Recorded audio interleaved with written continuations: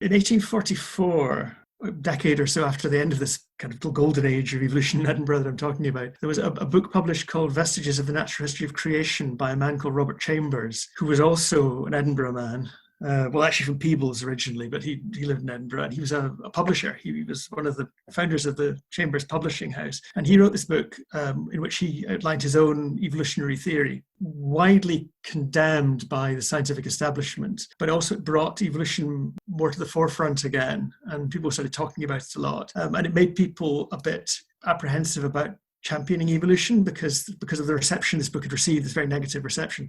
When I say negative reception, it was a huge bestseller. I mean, it sold, enormous numbers of copies. Everybody read it.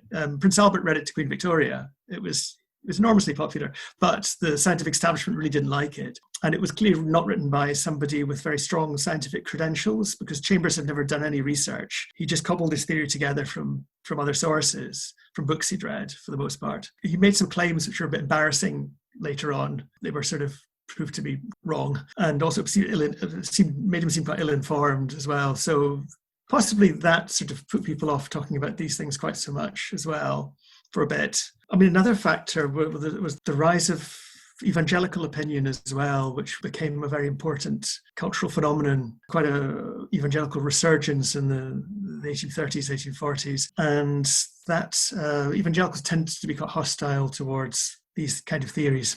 Very interesting, because when you think about evolution, you think of the perception being quite staunchly evangelical, going up to Darwin's revelation about evolution. But it's interesting to hear that there was actually an ebb and wane in this public ideals about evangelicalism.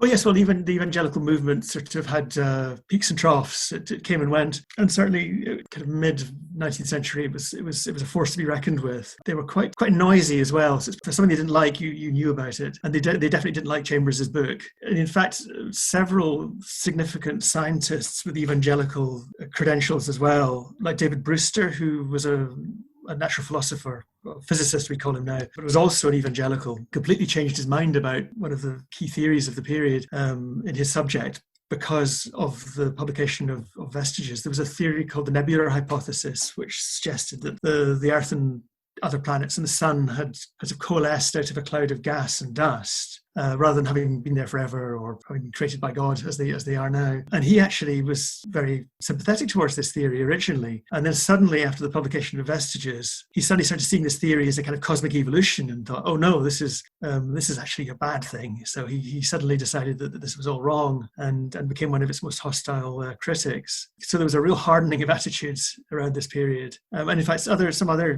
natural historians like John Fleming, who was a geologist and zoologist, but also an evangelical minister, in fact, he wrote about evolutionary theories in quite a sympathetic way in the early 1820s. But as I say, as the decades went by, and especially after the Vestiges was published, he became very, very hostile to evolutionary ideas.